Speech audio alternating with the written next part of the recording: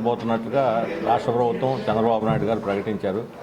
కానీ అక్కడ 600 ఎకరాలు రైతుల నుంచి ప్రజల నుంచి బలవంతంగా సేకరించి వాళ్ళకి ఇంతవరకు ఎక్కడ సెటిల్ చేయకుండా వాళ్ళు ఆందోళన చేస్తుంటే పోలీసులను పెట్టి బెదిరించి దాన్ని వాళ్ళ నోళ్లు మూయించి ఈ ప్రారంభోత్సవం చేయాలని చెప్పి అనుకోవటం అనేది చాలా దుర్మార్గం. వెంటనే 25వ తేదీలోగా 28 ప్రారంభం అంటున్నారు కాబట్టి 28వ తేదీలోగా వాళ్ళ సమస్యలు పరిష్కరించాలి. నీతి నిజాయితీ చిత్తశుద్ధి ఉండి ఇక్కడ గూగుల్ సెంటర్ రావాలి, అభివృద్ధి జరగాలని చంద్రబాబు నాయుడు కోరుకునే పని అయితే ఇక్కడ ప్రజల్లో ఉన్నటువంటి అనేక అనుమానాలు వాళ్ళు తీర్చాల్సిన అవసరం ఉంది. ఇక్కడ ప్రజలకు జవాబుదారీగా వ్యవహరించాలి. గూగుల్ కంపెనీకి అదానికి కాదు. గూగుల్ మాస్క్ వేసుకొని అదాని వచ్చాడు, 600 ఎకరాలు అదాని కంపెనీకి కేటాయించారు. ఇంతకుముందు 300 ఎకరాలు అలాగే ఉంచారు, ఆ భూములు వెనక్కి తీసుకోలేదు. ఈ రకంగా భూములన్నీ పంజారం చేసేస్తూ అదాని కంపెనీకి గూగుల్ పేరు చేస్తే ప్రజలు ఒప్పుకుంటారనేటువంటి ఒక దుర్బుద్ధితోటి ఈరోజు రైతుల్ని బలి చేయటం, దళితుల్ని బలి చేయటం ఇది ఎట్టి పరిస్థితుల్లో మాకు ఆమోదయోగ్యం కాదు.